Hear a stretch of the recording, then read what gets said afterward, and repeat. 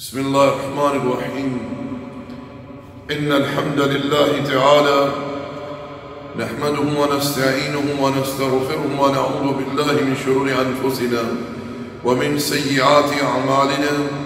من يهده الله فلا مضل له ومن يضلل فلا هادي له، وأشهد أن لا إله إلا الله وحده لا شريك له، وأشهد أن محمدا عبده ورسوله صلی اللہ علیہ وعلى آلہ وصحبہ اجمعین، اما بعد۔ برادران اسلام، آج اس نشست میں اللہ جل وعلا کی توفیق سے جس عنوان پر گفتگو ہوگی، ہم اپنی گفتگو کے آغاز سے پہلے تمام احباب سے قلبی طور پر یہ گزارش کرتے ہیں کہ اللہ جل وعلا کی خوشنودی کے لیے اس بیان کو اول سے آخر تک سنیں اور ان باتوں کو دوسرے لوگوں تک پہنچائیں۔ ممکن ہے کہ اللہ جل وعلا اپنی توفیق سے کسی کو ہدایت دے دے، سمجھ دے دے اور وہ راہ راست پر آ جائے۔ دوستو، بات دراصل یہ ہے کہ کل ایک ایسا ویڈیو کلپ دیکھنے کا اتفاق ہوا جس میں کچھ کلمہ کو مسلمان کسی درگاہ پر مزار پر جا کر رو رہے ہیں، گڑ گڑا رہے ہیں، صاحب قبر کو پکار رہے ہیں، اس سے دعائیں کر رہے ہیں، اس سے حاجات طلب کر رہے ہیں۔ میرے بھائیوں، ایک بات ہر انسان اپنے ذہن میں اچھی طرح بٹھا لے کہ اللہ جل وعلا بڑے لطف و کرم والا ہے، بڑی وسیع رحمت والا ہے، جو گناہوں کو معاف کر دیتا ہے، محبت کرتا ہے، گناہوں کو نیکیوں میں بدل دیتا ہے۔ مگر وہی اللہ یہ اعلان فرما چکا ہے، ان اللہ لا یغفر ان یشرک بہ وَيَغْفِرُ مَا دُونَ ذَلِكَ لِمَن يَشَاءُ۔ بے شک اللہ شرک ہی کو معاف نہیں کرے گا، شرک کے سوا جو گناہ ہے اللہ اسے بخش دے گا۔ پیارے بھائیوں، جب رب یہ اعلان کر چکا ہے کہ میں شرک کو معاف نہیں کروں گا، تو پھر ہمیں کیوں شرک سے محتاط نہیں رہنا چاہیے؟ اللہ جل وعلا نے قرآن مجید میں ارشاد فرمایا، وَقَالَ رَبُّكُمْ ادْعُونِي أَسْتَجِبْ لَكُمْ، اور تمہارا رب کہتا ہے مجھے پکارو، میں تمہاری دعا کو قبول کروں گا۔ اب اس آیت میں اللہ جل وعلا نے کلمہ کم کہہ کر پوری خلق کو لپیٹ میں لے لیا ہے، پوری خلق کو خطاب ہے، کسی خاص گروہ کے ساتھ شخصیت سے یہ خطاب نہیں بلکہ پوری مخلوق سے یہ خطاب ہے، کیونکہ اللہ رب کل شیء، اللہ ہر شے کا رب ہے۔ الحمدللہ رب العالمین، تعریف اس اللہ کے لیے جو عالمین کا رب ہے۔ رب یہ فرماتا ہے وَقَالَ رَبُّكُمْ، اور تمہارا رب کہتا ہے ادعونی، مجھے پکارو، استجب لکم، میں تمہاری پکار کو قبول کروں گا۔ اے انسان، تو رب کو پکار تو صحیح، رب تجھ سے قبولیت کا وعدہ کر چکا ہے۔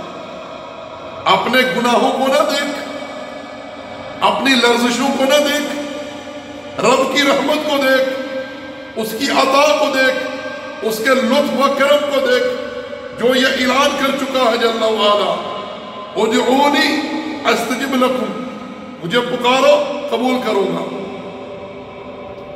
رب ذوالجلال سورہ نمل میں ارشاد فرماتا ہے عَمَّن يُجِيبُ الْمُضْطَرَّ إِذَا دَعَا وَيَكْشِفُ السُّوءَ وَيَجْعَلُكُمْ خُلَفَاءَ الْأَرْضِ أَإِلَٰهٌ مَّعَ اللَّهِ قَلِيلًا مَّا تَذَكَّرُونَ۔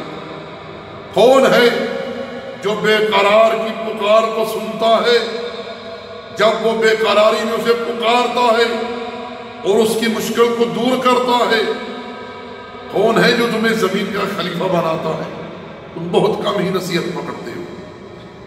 جو لوگ اللہ ہمارے ملک کو چھوڑ کر غیروں کو پکارتے ہیں، اللہ تعالیٰ نے ایسے لوگوں کو خطاب کرتے ہوئے ارشاد فرمایا قُلْ أَرَأَيْتُمْ مَا تَدْعُونَ مِن دُونِ اللَّهِ أَرُونِي مَاذَا خَلَقُوا مِنَ الْأَرْضِ أَمْ لَهُمْ شِرْكٌ فِي السَّمَاوَاتِ۔ میرے رسول آپ اعلان کر دیجئے لوگوں، تم اللہ کے سوا جن کو پکارتے ہو مجھے دکھلاؤ تو صحیح، انہوں نے زمین میں کسی شے کو پیدا کیا ہے یا آسمان میں ان کا کوئی حصہ ہے؟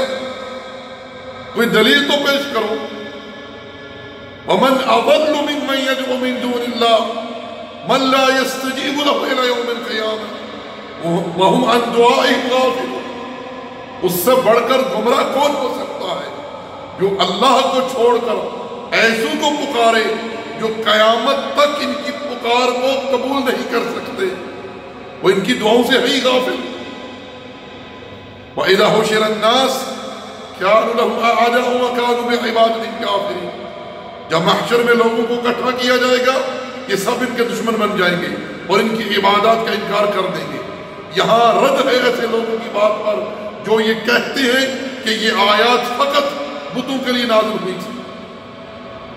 اللہ رب العالمین فرما رہا ہے وَإِذَا حُشِرَ النَّاسُ، جب لوگوں کو جمع کیا جائے گا تو یہ ان کی عبادات کا انکار کر دیں گے اور ان کے دشمن بن جائیں گے، یعنی ملائکہ، انبیاء، صالحین، اتقیاء، شہداء، جنات، یہ سب کے سب تمام لوگوں کی عبادت کا انکار کر دیں گے جو دنیا میں انہیں پکارتے رہے، ان کی عبادت کرتے رہے، اور ایسے لوگوں کے دشمن بن جائیں گے قیامت کے دن۔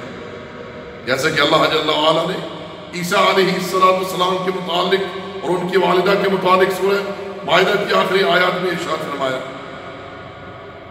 اور اللہ جل وعلا نے ایک اور مقام پر ارشاد فرمایا وَالَّذِينَ تَدْعُونَ مِن دُونِهِ مَا يَمْلِكُونَ مِن قِطْمِيرٍ۔ یہ لوگ اللہ کو چھوڑ کر جن کو پکارتے ہیں وہ ایک کھجور کی گٹلی نہیں بلکہ جو اندر چھلکا ہوتا ہے اس کے بھی مالک نہیں ہے۔ اِن تَدْعُوهُمْ، ان کو پکارو، لا يَسْمَعُ دُعَاءَكُمْ، کہ تمہاری دعائیں نہیں سنتے، وَلَوْ سَمِعُوا، اگر بالفرض سن بھی لے، مَسْتَجَابُ لَكُمْ، قبول نہیں کر سکتے، وَيَوْمَ الْقِيَامَةِ يَكْفُرُونَ بِشِرْكِكُمْ، اور قیامت کے دن، غور کریں اللہ فرما رہا ہے قیامت کے دن تمہارے اس شرک کا، تمہاری ان دعاؤں کا، پکاروں کا انکار کر دیں گے۔ اور سورۃ الاعراف میں ارشاد فرمایا إِنَّ الَّذِينَ تَدْعُونَ مِن دُونِ اللَّهِ عِبَادٌ أَمْثَالُكُمْ، یہ لوگ اللہ کو چھوڑ کر جن کو پکارتے ہیں تو ان کی طرح بندے ہیں، غور سے سنیں، بندے ہیں۔